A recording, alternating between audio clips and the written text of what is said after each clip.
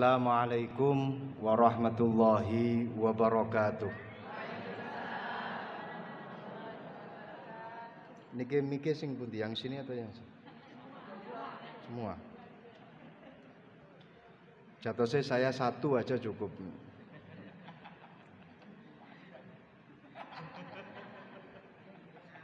Kula ulangi sepindah malih. Saya perlu jawaban semangat dari panjenengan semuanya. Saya doakan yang jawab salamnya semangat, insya Allah semua hutang-hutangnya dibayar oleh Allah Subhanahu wa ta'ala.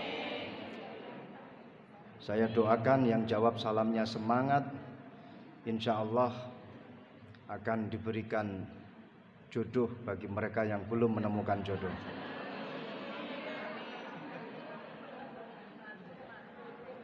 Maksud saya menentu.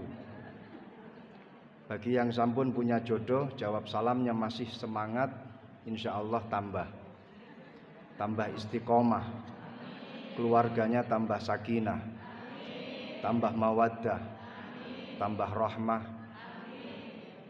tambah rumah, tambah sawah, rizki melimpah, bisa untuk haji ke Makkah, bisa untuk menginap di Mina dan Musdalifah, tawaf berputar Ka'bah, berjalan dari Shafa menuju ke Marwah, tambah berkah tentunya. Assalamualaikum warahmatullahi wabarakatuh.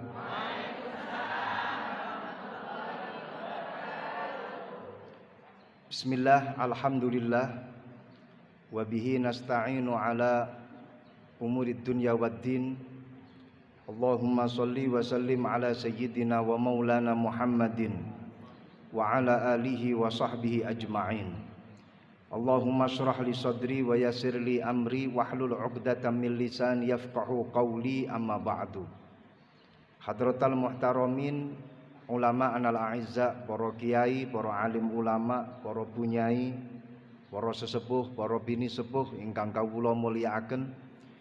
Wabil khusus dumateng beliau panjenenganipun Romo Kiai Nasir saking Purwoasri, panjenenganipun Romo Yai Bad, panjenenganipun sederek kawula Gus Riza, wis sederek mantun ngoten namine sami. Ingkang kita mulyakaken sesepuh kita panjenenganipun Romo Kiai Muhajir, mugi-mugi beliau sedaya pinaringan umur panjang sehat walafiat. Kawula ada penyesalan hati hadir teng mriki panggenan. Sampun wonten Yai Bad, sampun wonten Yai Nasir, kembaran kula nggih sampun wonten.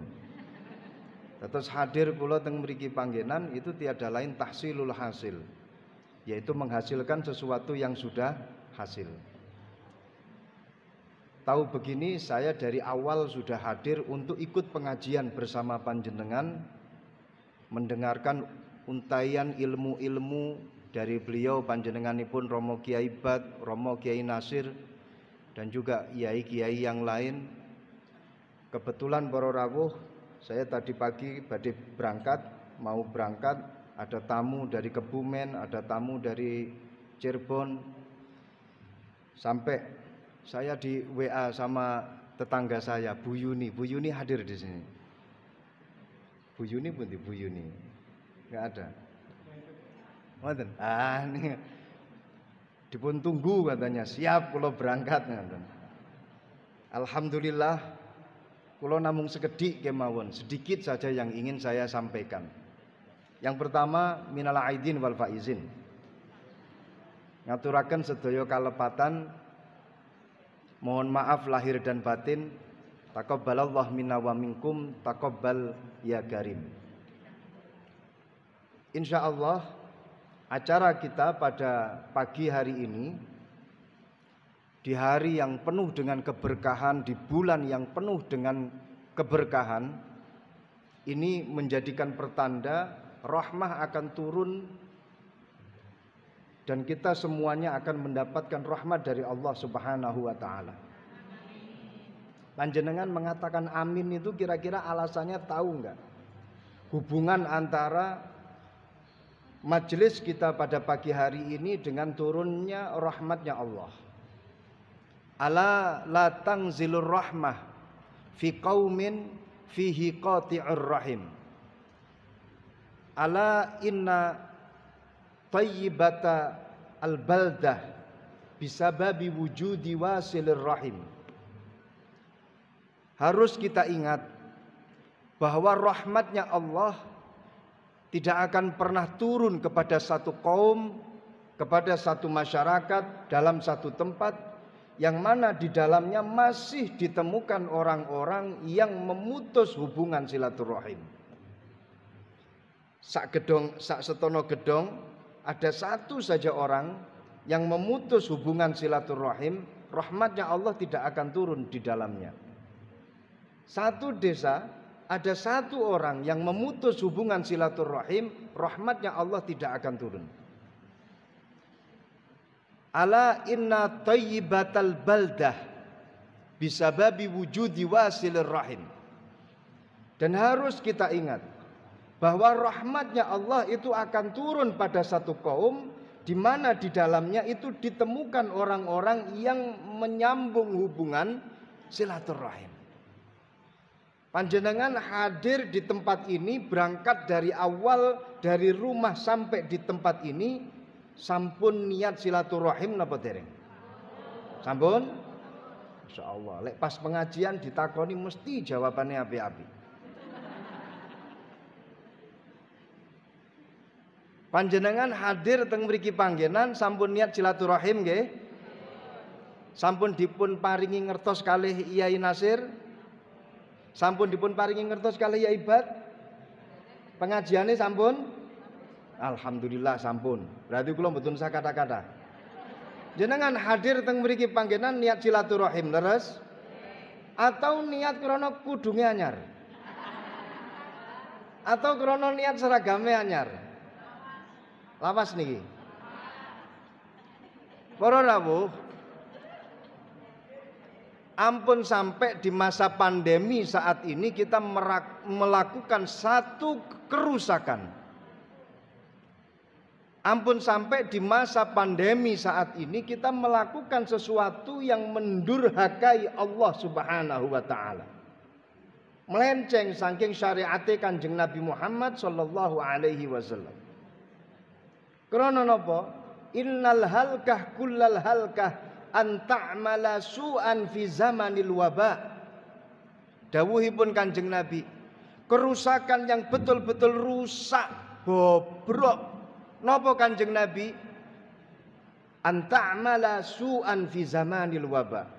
Ketika ada seseorang melakukan kegiatan yang melenceng dari syariat, melenceng dari agama yang telah disampaikan oleh Rasulullah sallallahu alaihi wasallam, maka ini disebut oleh Rasulullah sebagai al-halkah kullal halkah. Kerusakan yang betul-betul rusak, bobrok, sing paling bobrok adalah melakukan kebobrokan di masa pandemi. Maka dari itu kula ngemutaken, mengingatkan pada diri saya sendiri dan juga pada panjenengan semuanya, di masa pandemi ini ayo jangan sampai terus kemudian kita berpaling dari Allah, malah justru luwih semangat melakukan kebaikan, bersedekah, kemudian sholatnya dikencengi, ibadahnya diistiqomai, ditambah amal-amal kebajikan di masa pandemi. Jangan malah kemudian luntur semuanya. Naudzubillah min dzalik. Alhamdulillah kesempatan kali ini panjenengan semuanya melakukan halal bihalal, silaturahmi. Kula yakin ini nanti akan menjadi sebab akan turun rahmatnya Allah pada kita. Amin ya rabbal alamin. Yang kedua, halal bihalal, di mana adalah satu proses kita saling menghalalkan segala kesalahan sehingga kita keluar dari majelis halal bihalal kosong. Tidak ada satu titik dosa lagi di antara kita. You and me zero. Diriku dan dirimu mulai dari nol lagi. Di saat ini ayo kita kembali ke fitri. Walaupun toh fitri milik orang lain, tapi yang kita maksudkan di sini adalah hati kita ini kembali ke fitrah. Ada yang namanya fitri di sini? Coba angkat tangan. Nyuwun ngapunten Bu Nyai Fitri.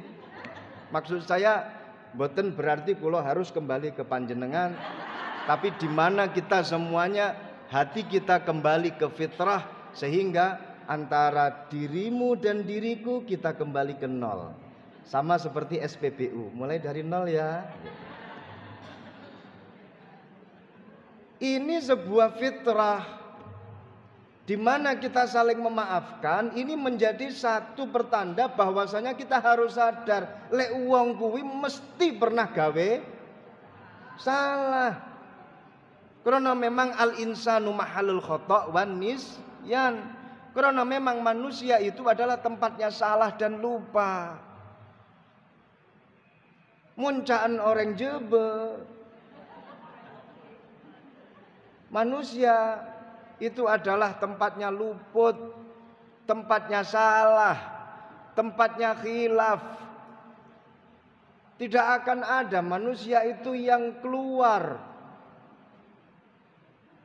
dari dunia ini kemudian dia sama sekali bebas dari yang namanya kesalahan. Mboten wonten para rawuh.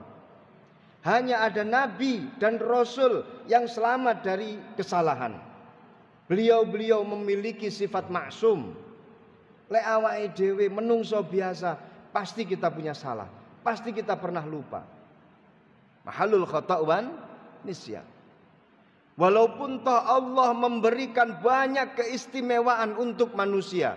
Mulai awal kali Nabi Adam diciptakan oleh Allah, langsung yang namanya malaikat dipun perintah oleh Gusti Allah untuk sujud.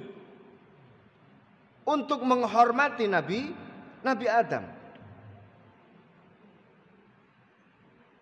Wa idz qala rabbuka lil malaikati inni ja'ilun fil ardi khalifah. Selain malaikat diperintah untuk sujud hormat kepada Nabi Adam, Allah juga menjadikan manusia sebagai khalifah. Subhanallah. Walaupun toh manusia betul-betul diistimewakan oleh Allah. Dengan apa? Manusia diberi akal dan syahwat oleh Allah Subhanahu wa ta'ala. Yang ini tidak dimiliki oleh makhluknya Allah yang lain. Hayawan hanya dimiliki syahwat oleh Allah. Malaikat hanya dimiliki akal tapi tidak pernah ada ceritanya malaikat ingin nikah dan ingin nikah lagi. Tidak ada. Malaikat kalau sudah diperintahkan oleh Allah untuk menjunjung matahari, gendong matahari, selawase urip mulai A sampai Z, dia bertugas untuk junjung gendong matahari. Malaikat kalau bertugas untuk nyatet amal-amalnya manusia, mulai dari A sampai Z, dia hanya tugasnya nyatet tok. Kalau malaikat seumpama ditugaskan untuk jadi MC oleh Allah, ya selawase urip MC terus. MC kita ini MC yang legendaris. Mulai dari TVRI, TPI sampai ke ISBN. Beliau dulu pernah satu bangku dengan saya di Indoho TV. Acara kita apa dulu gitu? Assalamualaikum Gus gitu. Masya Allah. Jadi malaikat tidak akan pernah lepas dari tugasnya. Karena memang tidak memiliki syahwat. Nah manusia itu diberi akal dan syahwat. Manusia karena memiliki akal dan memiliki syahwat, akhirnya ketika mereka beribadah pasti ada dorongan, pasti juga ada tantangan. Semuanya. Gak ada manusia itu sing senengane ibadah tok tanpa ada rasa malas. Enggak ada. Manusia pasti memiliki tantangan dalam melakukan ibadah, betul? Kadang datang malasnya, kadang datang sregepnya, kadang ada sakitnya, kemudian enggak jadi ngibadah. Kadang kepikiran yang macam-macam, nggak bisa fokus. Kemudian ketika ibadah nggak bisa khusyuk. Kadang ada masalah dibawa ke pengajian. Akhirnya ketika pengajian berlangsung, pikiran kemana-mana. Betul? Ada yang seperti itu di sini? Pikiran macam-macam. Ini adalah tantangan manusia ketika melakukan ibadah. Tapi perlu panjenengan ingat, itulah keistimewaan manusia. Walil insani awaq wa afdhalul ibadah ahmazuha. Napa Bu artosipun?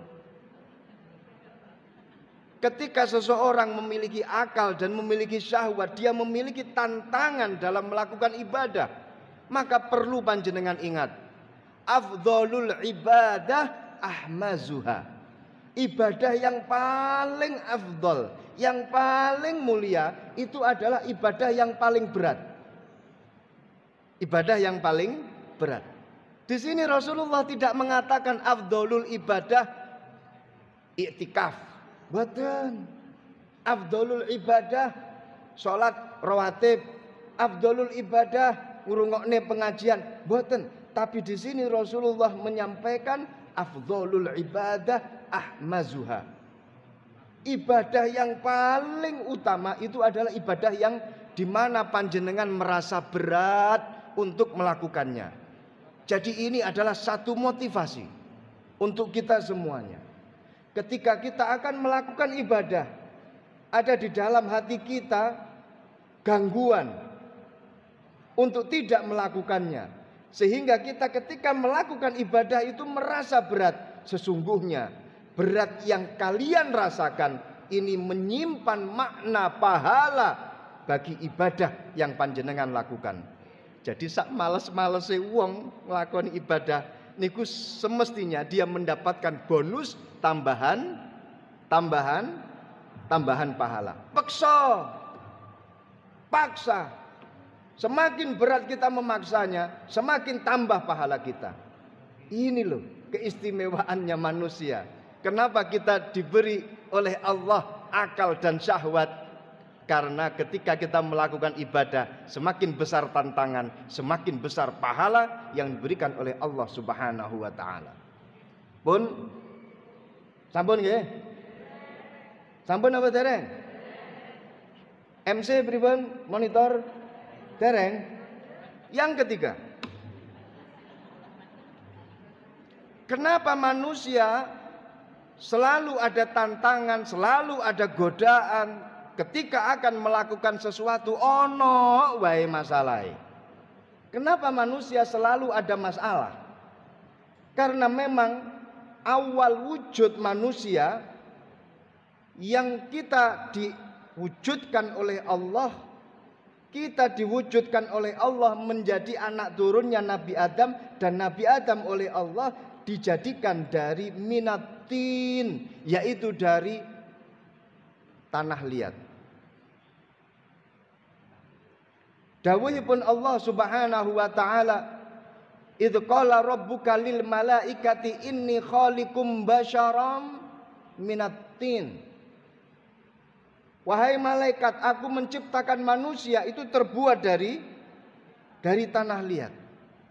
Dalam kitab Daqaiqul Akhbar, Al-Imam Ibnu Abbas di situ menyampaikan bahwa Allah Subhanahu wa taala menciptakan Nabi Adam itu min aqalimid dunya.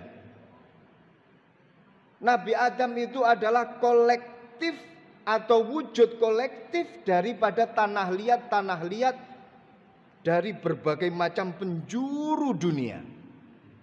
Disampaikan oleh Imam Ibnu Abbas, ra'suhu min turabil Ka'bah. Sirahe Nabi Adam ini terbuat dari tanah liatnya Ka'bah. Wa sadruhu min aqtaril ardi. Dadanya Nabi Adam ini terbuat dari kumpulan tanah-tanah dari berbagai macam penjuru dunia. Perutnya Nabi Adam min turabil Hindi, terbuat dari tanah liatnya negara India. Kedua tangannya Nabi Adam ini terbuat dari min turabil masyriq wa rijlahu min turabil maghrib, dari negara barat. Barat. Ngapunten. Mohon dipersori. Tangannya dari negara timur, kakinya dari negara barat. Kalau kepalanya Nabi Adam terbuat dari tanah Ka'bah, ini menunjukkan pikiran kita, akal kita, yuk jangan sampai keluar dari jihadul Ka'bah, dari wijhatul Ka'bah. Pikirannya ditoto. Jangan kemudian kita berpikir macam-macam, keluar dari rel-rel yang menuju pada Ka'bah. Mikir umroh pas, mikir haji pas. Promosi neh nanggone Pak Muhajir. Pikirannya pas. Ketika kita berpikir tentang seseorang, hati tempat untuk berpikir. Makanya lek duwe ati kuwi dodone kuwi kudu nyegoro. Orang itu harus memiliki sifat lapang dada, bisa menerima perbedaan. Kenapa? Karena dadanya Nabi Adam terbuat dari min aqtaril ardi, terbuat dari tanah-tanah liat dari berbagai macam penjuru dunia. Makanya kalau ada seseorang itu memiliki hati yang sempit, sulit untuk menerima perbedaan, sulit untuk menerima orang lain, dia mungkin terbuat dari tanah kontraan, sidik tok, sempit tanahnya. Kalau semisal ada orang yang selalu cari musuh, selalu tarung bentrok sama tetangga-tetangganya, mungkin dadanya terbuat dari tanah sengketa. Perutnya Nabi Adam ini terbuat dari tanah India. Makanya kalau kita bicara masalah makanan, India itu tempatnya luar biasa. Roti canai, ya kan? Gulai India, Masya Allah. Kemudian ada lagi chai, teh tarik ala Malaysia. Itu dari India, itu luar biasa. Masalah makanan, kalau kita bicara kelezatannya, kenikmatannya, India luar biasa. Jenengan monggo kalau mau merasakan wisata kuliner di India, saya siap mengantarkan sejadi guide. Sebagai guide, siap Pak Muhajir menemani ibu-ibu. Panjenengan yang menyiapkan seat dan juga tiket visanya, ibu-ibu yang bayar, saya jadi guide-nya.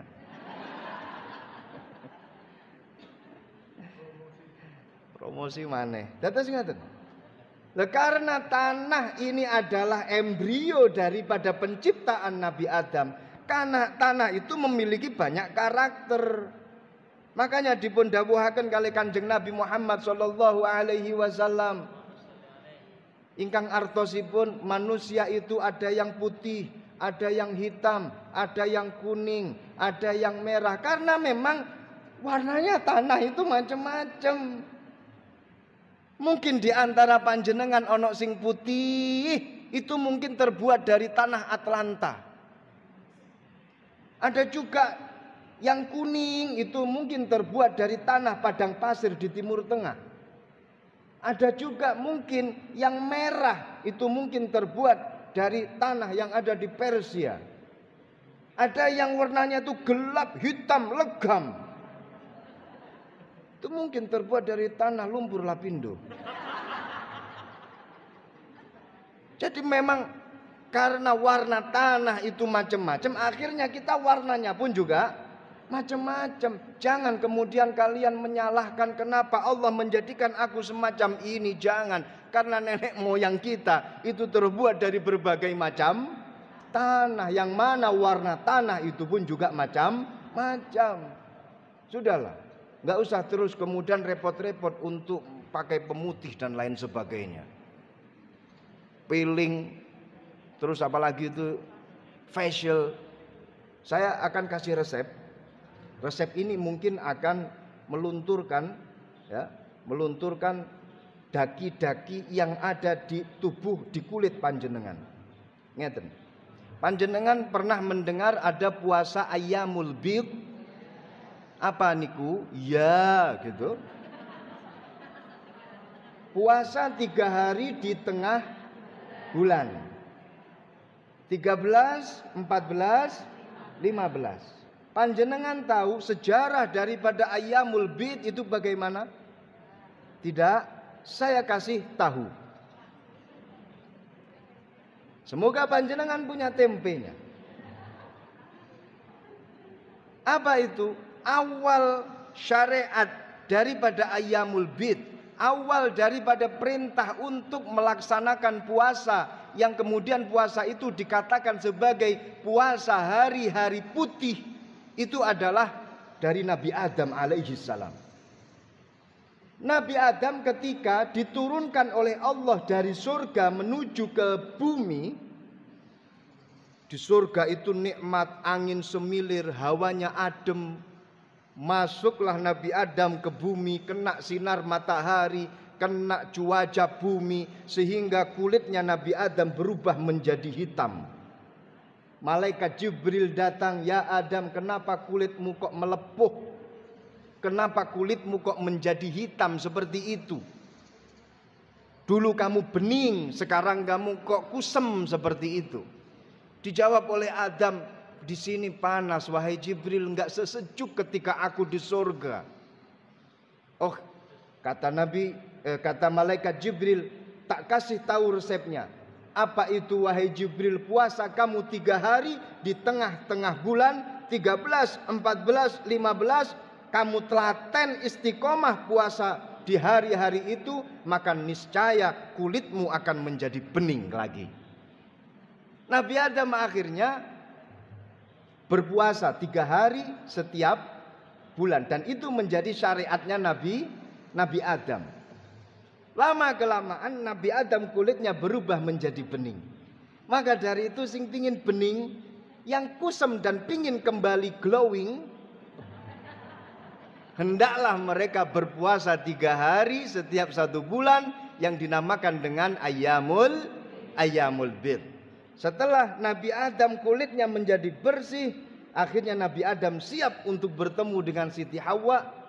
Akhirnya Nabi Adam berpuasa kembali, ditambah lagi ibadah puasanya, dan kemudian dipertemukanlah Nabi Adam dengan Siti Hawa di Jabal Rahmah, gunung kasih sayang, gunung cinta kasih sayang, karena disitulah Nabi Adam bertemu dengan Siti Hawa.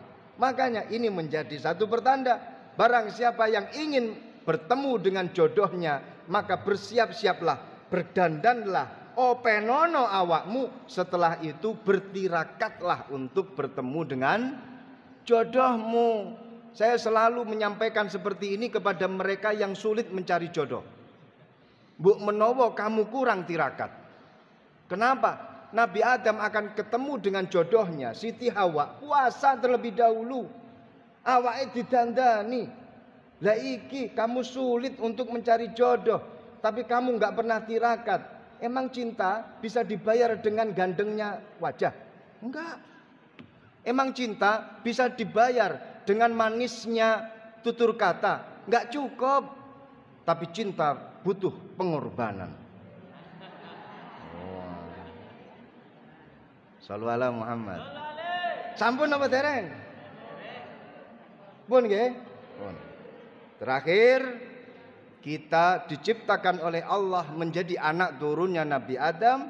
Nabi Adam terbuat dari tanah. Tanah memiliki banyak warna, tanah memiliki banyak karakter, di mana ada tanah yang subur, ada tanah yang kadang subur, kadang tidak. Ada tanah yang tandus, manusia pun juga sama. Ada manusia yang ketika dipelototin saja langsung dia sadar. Tapi ada juga manusia yang perlu dikasih pitutur, omongan, baru dia sadar. Ada juga manusia yang butuh untuk diingatkan dengan penjalin agar dia sadar. Karena tanah ada yang tandus, ada yang subur, ada yang setengah subur. Insya Allah yang hadir semuanya di sini adalah ibu-ibu yang subur. Semuanya insya Allah terbuat dari tanah-tanah yang bagus, didominasi dengan tanah-tanah yang bagus, tanah-tanah yang subur. Ibu-ibu subur, insya Allah makmur, insya Allah tambah umur. Amin ya rabbal alamin. Wal afu minkum. Assalamualaikum warahmatullahi wabarakatuh. Terima kasih Ustaz.